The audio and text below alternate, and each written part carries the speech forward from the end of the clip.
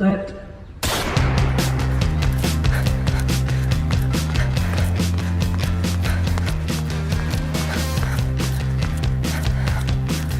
Podium Podcast.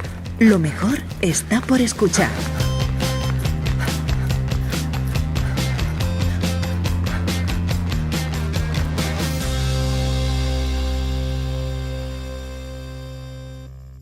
Cuando era niña, mi madre y mi abuela hacían gimnasia de mantenimiento. De hecho, antes de ir a trabajar, mi madre iba al gimnasio de Popelka. Como yo era Antoñita la fantástica, me imaginaba que la famosa Popelka era una gimnasta rusa que, huyendo de la Unión Soviética, había llegado a Gijón en barco. Todo muy plausible. Pero no. Popelka, que se apellidaba Sousa, era de origen uruguayo, y el amor, romántico y poco práctico, le llevó a instalarse en Gijón en los años 60. Antes de que el yoga y el mindfulness se hiciesen populares, en sus clases Popelka ya incluía sesiones de relajación. Madre, qué mujer más avanzada. Por su parte, mi abuela Mami iba a la gimnasia como ella decía, con Ed Johnson, un jugador de baloncesto americano que había llegado a Gijón en 1984 y que fue técnico del Gijón Baloncesto durante años antes de abrir su propio gimnasio. A mí me daba la risa floja al imaginarme a Mami, que solo se vestía con vestidos camiseros, faldas y enaguas, vestida con pantalones y haciendo gimnasia a golpe de silbato, con aquella torre de hombre que para muchos siempre será el Baltasar más auténtico de la cabalgata de reyes de mi ciudad. Recuerdo también el día que en el Instituto de Belleza de mi madre y mi tía Esther instalaron la máquina de gimnasia pasiva. Se llamaba pasiva porque lo único que había que hacer para ejercitarse era tumbarse sobre aquel sofá articulado morado y él se encargaba de ir elevando tus brazos y piernas sin que tuvieras que hacer ningún esfuerzo. Vamos, estabas pasiva. Si no sabéis de lo que hablo, es porque no triunfó y desapareció al poco tiempo. Por mi parte, en el colegio de las Ursulinas yo tenía clase de gimnasia y si decías que te dolía la regla, te la podías saltar sin problema. Que te doliese la regla era normal. Hoy, para desgracia de muchas, lo sigue siendo. De aquellas clases recuerdo sobre todo la juerga de tirarnos con las colchonetas desde la parte alta de las espalderas. Madre mía, para habernos matado. Y la tortura de saltar al potro. Además de estas clases yo jugaba al baloncesto, más por una cuestión de altura que por mis habilidades. Pero a mediados de los 80 y principios de los 90, en una ciudad de provincias como Gijón, la gimnasia, el aeróbic, la natación y más tarde el step eran muy populares entre las mujeres.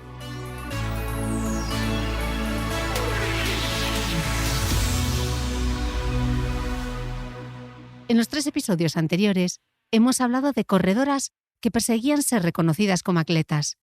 Y puede parecer que el resto de las mujeres no se movían. Lamentablemente no lo hacían en masa. Y no recuerdo ver a mujeres correr por parques o en carreras populares como ahora.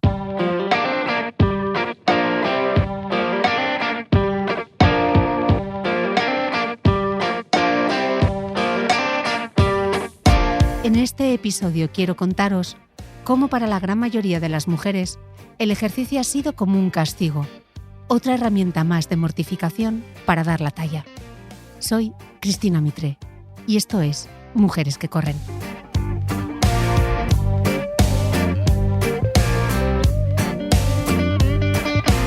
Mujeres que Corren es una producción original de Podium Podcast.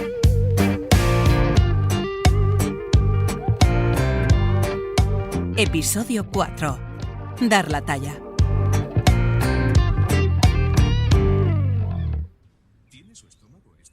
Lo estáis esperando, lo sé. No hay episodio de este podcast sin anécdota televisiva, porque ya sabéis que soy teleidiota desde mi más tierna infancia. En el año 1995, Laura Valenzuela, peinada de peluquería y con traje de chaqueta, ya nos hablaba de las bondades de la Flex desde la tienda en casa. Se trataba de un nuevo sistema que causaba furor en Estados Unidos para reducir centímetros y decir adiós a esos michelines de la manera más fácil y sencilla, con tan solo unos minutos al día y sin moverte del sofá. Es decir, como la gimnasia pasiva de mi madre y mi tía, se veían los resultados. Ese milagro a tu alcance estaba a un golpe de llamada de teléfono y por tan solo 8.950 pesetas. Pero bueno, todavía no tienes el Flex, si lo tiene todo el mundo. ¿Quién no ha lucido esta temporada una figura estupenda gracias a él? Ha sido una revolución.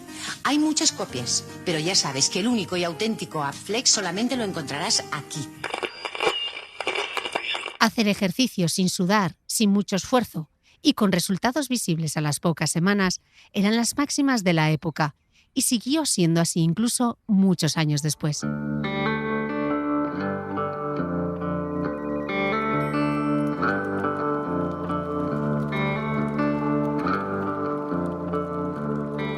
En 2012 yo dirigía la sección de belleza de la revista Elle. Entonces, en las revistas femeninas no escribíamos mucho sobre fitness y si por un casual lo hacíamos, era siempre bajo las premisas, que fuese quemagrasas y que 20 minutos haciendo la actividad en cuestión equivaliesen a una hora de ejercicio tradicional. A ver, ¿quién no recuerda la tortura de las plataformas vibratorias o los chalecos de electroestimulación? Pensadlo por un momento. Las mujeres en general hemos hecho tan poco ejercicio que, como descubrimos en el tercer episodio de este podcast, el sujetador para correr no se inventó hasta 1977. ¿Por qué? ¿Por qué nos vendían la gimnasia pasiva o las plataformas y los chalecos?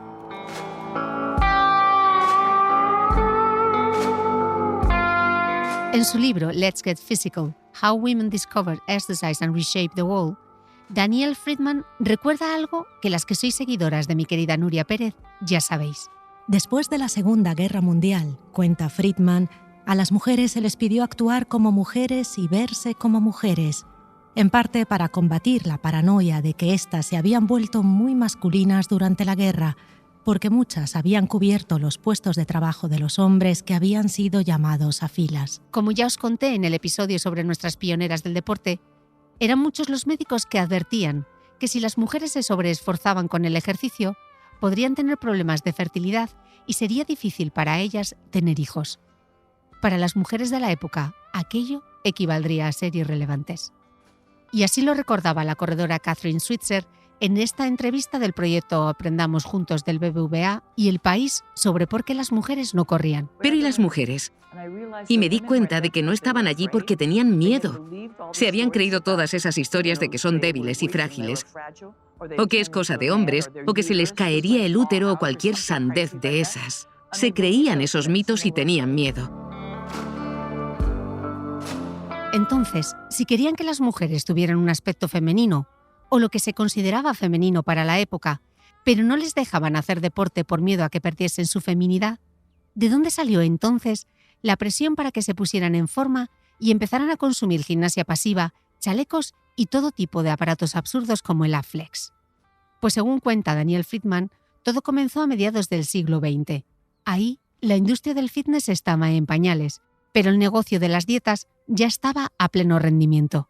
Le pido de nuevo a Nuria que nos lo cuente. Las básculas caseras se hicieron muy populares y las revistas alentaron a las niñas y a las mujeres a controlar de cerca su peso y talla, propagando la idea de que las mujeres necesitaban estar delgadas para encontrar y mantener a un hombre. Contar calorías se convirtió en una práctica común. En una encuesta de Gallup de 1953, solo el 4% de las personas que hacían dieta dijeron que hacían ejercicio. Sus métodos preferidos para perder peso eran pastillas, los medicamentos para la tiroides y la restricción de alimentos. 30 años después de esa encuesta, a partir de 1980, el ratio de obesidad comenzó a crecer, primero en los países con ingresos altos, para luego contagiar al resto del mundo. Y mientras nuestras cinturas se ensanchaban, paralelamente la merienda ideal para darnos fuerza era un bollicao, y gracias a la televisión, aprendimos que debajo de la camiseta de quien tomaba yogures desnatados siempre había un cuerpo Danone. Desnatados y ligeros Danone. Cuerpos Danone. En España, los refrescos light aterrizaron con gran éxito en 1984 y la industria se volcó en hacer productos cada vez más ligeros, desde mayonesas, embutidos, galletas, margarinas, porque se podía perder peso sin renunciar.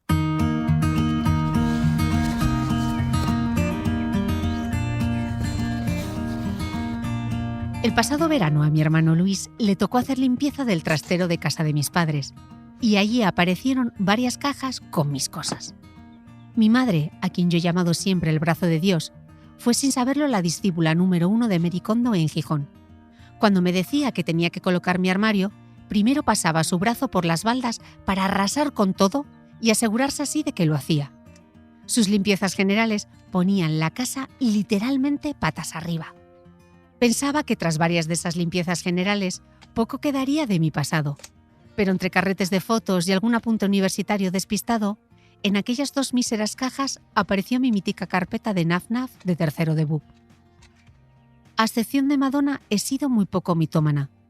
Pero en aquella carpeta, entre letras de canciones de los Counting Crows, escritas a mano en los separadores, había pegado un recorte de una revista. La foto icónica de la campaña de otoño de Gianni Versace de 1994. Richard Avedon fotografió con actitud de colegialas sexys a Nasha, Christy, Claudia, Cindy y Stephanie. Son tan famosas que no necesitáis que os diga sus apellidos para saber de quién os hablo. Eran las supermodelos, la Liga de las Galácticas de la moda, del 90, 60, 90, que marcaron el estándar de belleza de toda una generación. La mía. Las nacidas entre mediados de los años 70 y principios de los 80. Y yo, como todas, estaba en las antípodas de esas mujeres aunque tuviese un cuerpo normativo de adolescente. Pero todas queríamos ser Claudia, aunque no nos coincidiese ni el fototipo, y queríamos el pelo, las curvas, las piernas infinitas y hasta el lunar de Cindy que más de una se maquillaba con lápiz Kohl. Hasta que llegó Kate Moss y de la opulencia y el exceso pasamos a abrazar el estilo grunge, que literalmente significa mugre, a golpe de acorde de Pearl Jam y Nirvana. Un estilo melancólico y con un punto de dejadez. El cuerpo deseable era cada vez más delgado, más etéreo, más andrógino. Vamos, aquí tampoco encajaba.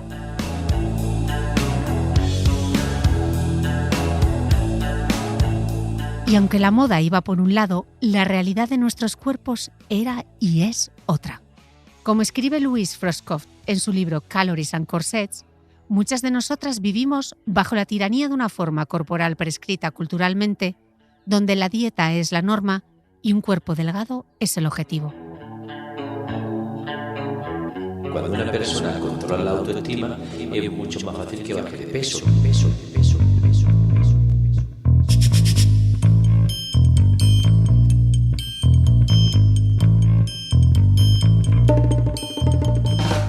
El lunes empiezo. Es una frase que he escuchado toda mi vida. Y seguro que no hace falta que os explique qué significaba, porque dais por hecho, como yo, que a dieta te pones siempre en lunes. En mi adolescencia conocí a muchas mujeres que estaban a régimen, pero nunca escuché a ningún hombre confesar que se alimentaba a base de lechuga y pechuga de pollo. Carmen Sevilla contaba sin pudor que ella se internaba en la Buchinger, la famosa clínica Buchinger-Wilhelmi. Espera, voy a pedirle a mi amiga Greta que nos lo pronuncie bien en alemán. Buchinger-Wilhelmi. Ahora sí, la clínica estaba en Marbella y allí acudían muchos miembros de la Jet Set para meterse en cintura. Mis tías y mi madre en Gijón iban a Don Ortega para hacer régimen. Y recuerdo que en mi adolescencia no parábamos de mascar chicles sin azúcar Happy Dent para aplacar el hambre o la ansiedad de no dar nunca la talla. Y no fui la única. No conozco a una sola mujer de mi entorno que no haya tenido una relación problemática con su propio cuerpo. Mi amiga Amaya Oscunce lo cuenta así en su libro La idea de ti. Desde pequeña me recuerdo metiendo tripa. Esa tripa es parte de mi constitución. Soy alta, mido 1,73 m. Tengo las piernas delgadas y largas, caderas estrechas, poco culo. Pero siempre tengo algo de tripa y cuadriles, que es la grasa que se queda en la zona de los riñones. Por mucho que engorde, mis tobillos siguen siendo delgadísimos. Por mucho que adelgace, tengo grasa en la tripa y los cuadriles. Tengo 42 años hoy. Me tumbo en el sofá y me tapo con un cojín. Voy por la piscina sin respirar. Me siento en mi coche y sin darme cuenta, meto tripa. Acabo de hacerlo al pensar en esa parte de mi cuerpo. He tratado de racionalizar esta relación tan conflictiva y absurda, pero no lo consigo.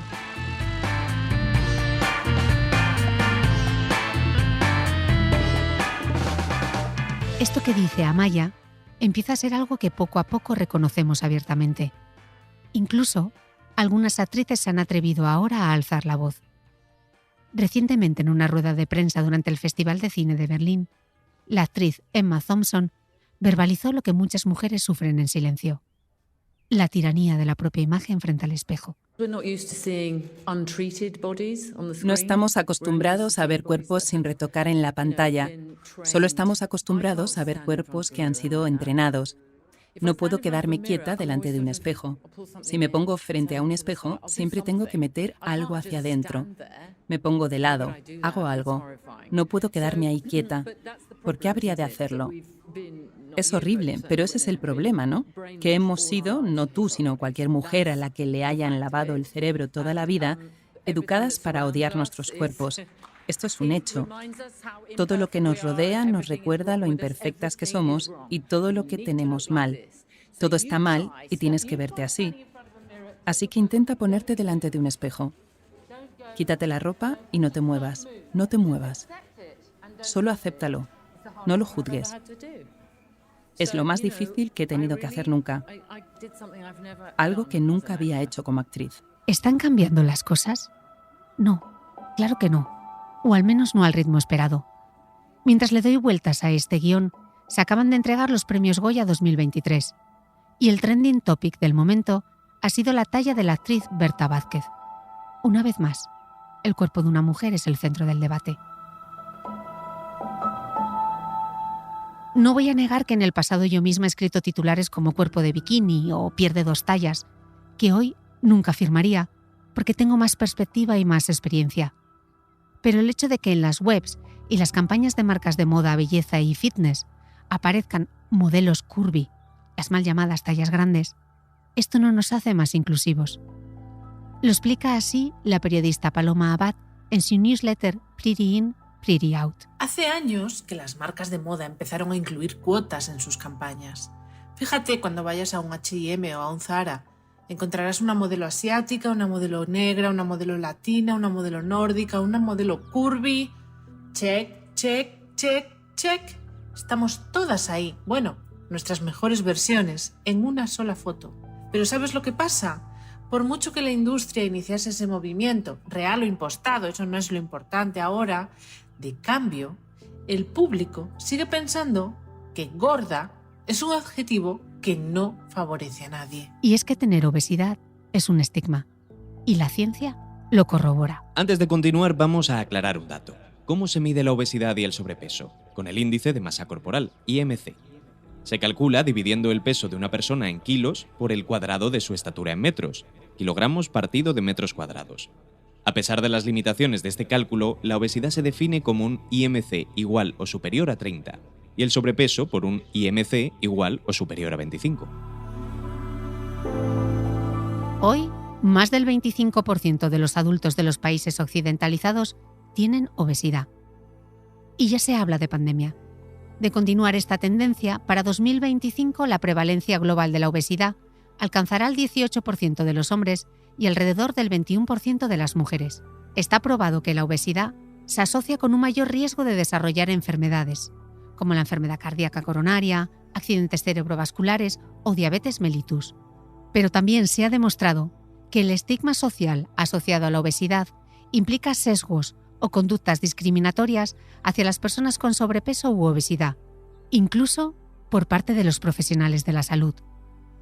Sí, la gordofobia existe, no solo en Twitter, como ha comprobado la actriz Berta Vázquez y tantas otras, también en la consulta del médico. Y estos sesgos pueden influir en cómo los científicos abordan sus investigaciones e inducir a errores y demoras en los diagnósticos de otras enfermedades que pueden sufrir las personas con sobrepeso u obesidad.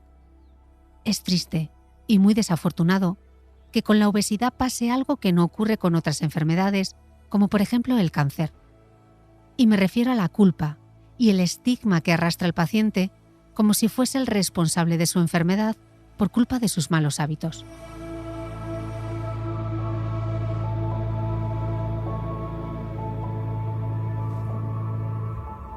El origen de la obesidad es mucho más complejo de lo que en general se cree, y es un error pensar que es por vagancia o glotonería. Como de niña me encantaba Érase una vez el cuerpo humano, voy a intentar contaros cómo nuestros genes explican, en parte, el origen de la obesidad, guiándome por un paper publicado en la revista Nature Reviews de cardiología. Pero lo haré al estilo de mis dibujos favoritos.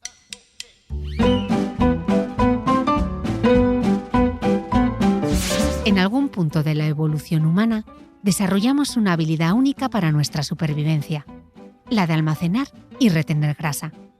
Primera aclaración. La próxima vez que te intenten vender un ejercicio localizado quemagrasas, spoiler, no funcionan. Piensa que esa grasa que acumulas en la zona gluteofemoral, vamos, el culo y los muslos para que me entiendas, tiene una razón evolutiva e importante. Vamos a fijarnos en un dato. Estad atentos, porque esto que voy a decir ahora puede parecer confuso, pero lo cuento por algo y es importante. Las madres chimpancé dan a luz cada 5 o 6 años, a crías que son maduras entre los 12 y los 13 años. Sin embargo, los humanos, que mira que nos gusta complicarnos la existencia, desarrollamos una estrategia de vida que es, metabólicamente hablando, muy costosa. ¿Por qué? Pues porque las madres cazadoras recolectoras daban a luz cada 3 o 4 años y sus crías tenían, y tienen nuestros hijos, un periodo de desarrollo un 50% más largo que los chimpancés. Así que además de amamantar, lo que supone más de 600 calorías por día, esas madres cazadoras recolectoras cuidaban y alimentaban a múltiples crías dependientes. Vamos, que poco ha cambiado la cosa desde las cavernas. Para enfrentarse a ese día a día lleno de obligaciones, como el nuestro, las reservas abundantes de grasa eran cruciales para permitir que las madres cazadoras recolectoras amamantasen incluso con escasez de alimentos. Pero es que además, estas reservas abundantes de grasa también eran cruciales tanto para ellas como para ellos, porque había que garantizar un suministro de energía constante al gran cerebro de los humanos que consume aproximadamente entre 280 y 420 calorías por día. Por si todo esto fuera poco, estos cazadores recolectores no paraban quietos, porque al día caminaban de media entre 9 y 15 kilómetros aproximadamente, de 3 a 5 veces más que los chimpancés salvajes. Con todas estas necesidades energéticas, no es de extrañar que la selección natural hiciese bien su trabajo, favoreciendo aquellos genes encargados de la retención de grasas, especialmente los relacionados con el apetito y el metabolismo. Y por eso, las hembras cazadoras recolectoras tenían entre un 15 y un 25% de grasa corporal, mientras que ellos entre un 10 y un 15%. ¿Y entonces, cuándo el Homo se convirtió en el Homo obesus? Hasta 1975, menos del 5% de la población mundial era obesa. Nuestros ancestros, los cazadores-recolectores típicos, realizaban más de 2 horas de actividad física de moderada a vigorosa al día. Pero en las sociedades modernas ya no hay que correr, ni caminar, ni cazar para subsistir, y a golpe de app tienes en la puerta de tu casa alimentos de alto contenido energético, ricos en grasas añadidas y carbohidratos refinados. Y así, nuestro balance energético se va al garete. ¿Qué es esto del balance energético? Muy sencillo, comer la misma cantidad de energía que gastamos.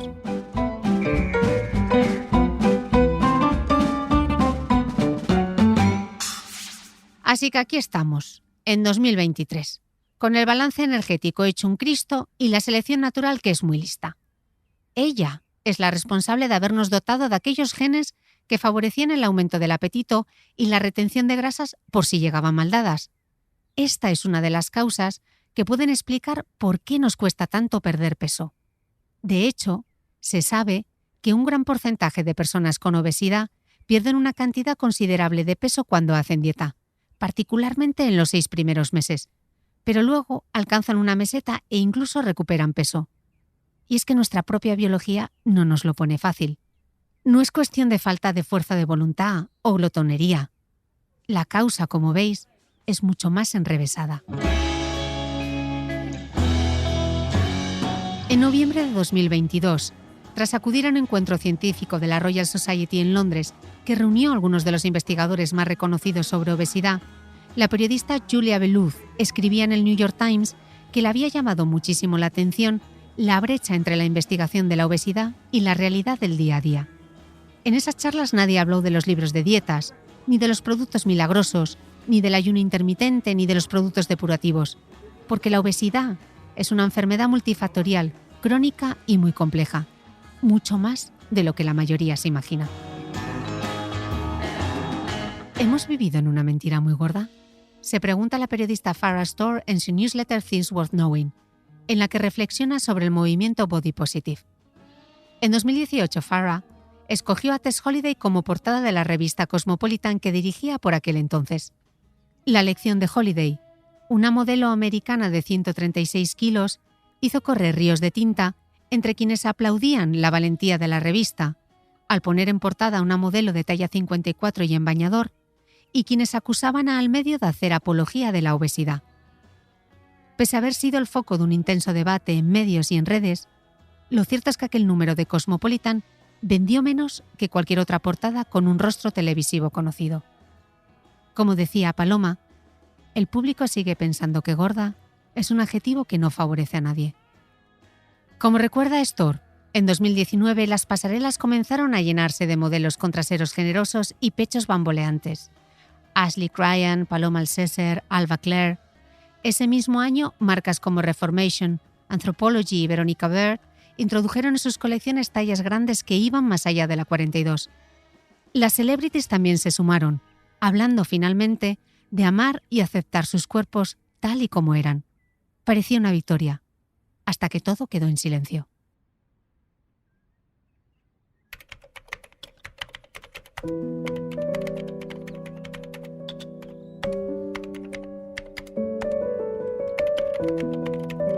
Termino de escribir este guión coincidiendo con la Semana de la Moda de Milán y de París. Esta temporada no hay ni rastro de las llamadas modelos curvy, a excepción del desfile de Dolce & Gabbana en el que participó Ashley Graham. Como apunta Farrah, de las 49 grandes campañas de primavera-verano, solo una, la de St. John, tiene una modelo de talla media como protagonista. En claro contraste con lo que vimos solo hace un par de temporadas. En la primavera de 2021, la modelo de tallas grandes Precious Lee fue la imagen de Versace. Esta temporada, la elegida es la actriz Emily Ratajkowski. Buscad, mirad y comparad. Pero no echemos, como siempre, la culpa a la moda. El Star System de Hollywood y las redes sociales como TikTok también tienen mucho que ver en esta fiebre por meternos en cintura.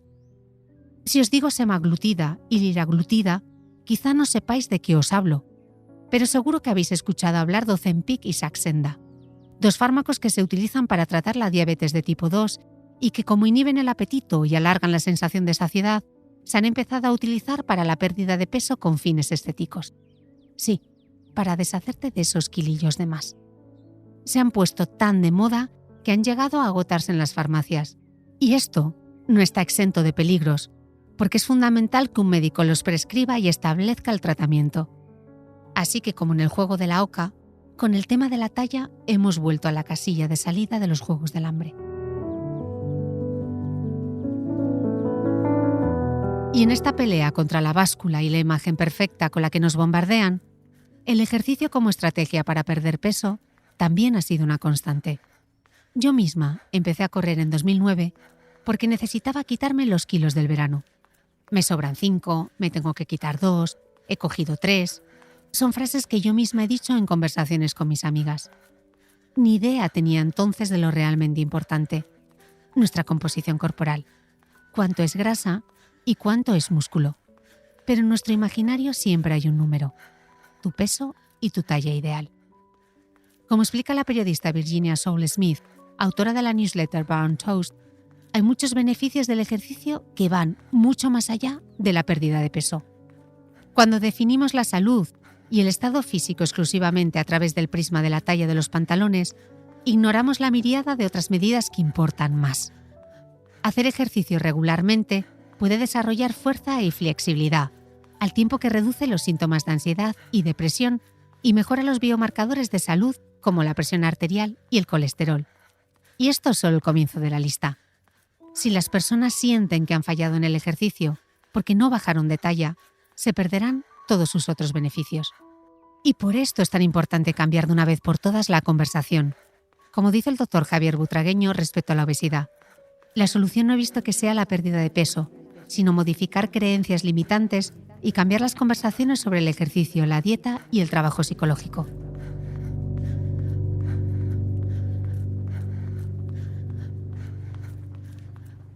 Muchas veces he escuchado que para que una mujer corra, solo necesita de la voluntad para hacerlo. Y no es así. El concepto que tienen de su propio cuerpo o imagen puede ser otro obstáculo más. Conozco a mujeres que en pleno verano corren con mallas largas porque se avergüenzan de sus piernas. Y también quienes lo hacen con el cortavientos atado a la cintura para disimular el culo. Cuando empecé a correr no fui consciente del privilegio que suponía hacerlo, así, sin más. Porque, aunque ahora en redes se puedan ver cuerpos no normativos haciendo ejercicio, incluso protagonizando campañas deportivas, la realidad es que aún queda mucho por hacer para que las mujeres no se sientan constantemente juzgadas por su aspecto físico.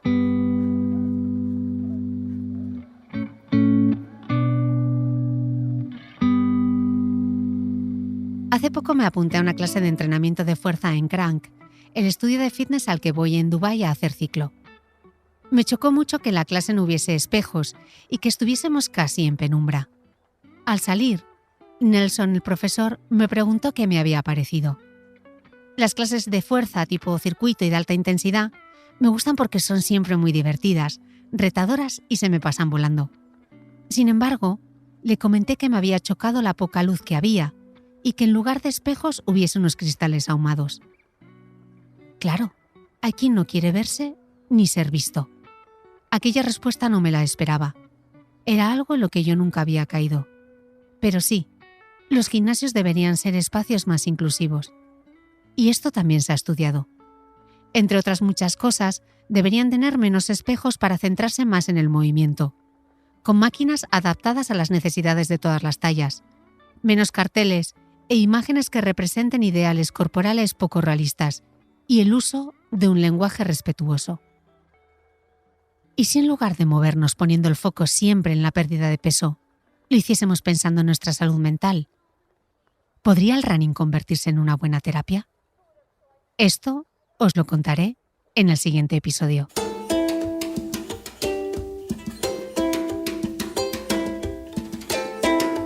Mujeres que corren es una producción original de Podium Podcast. Idea, guión, dirección y narración, Cristina Mitre.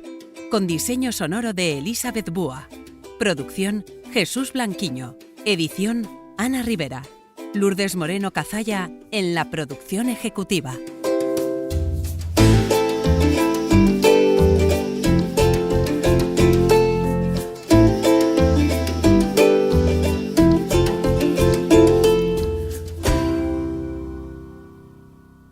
Ya disponible en Podium Podcast y en abierto en todas las plataformas.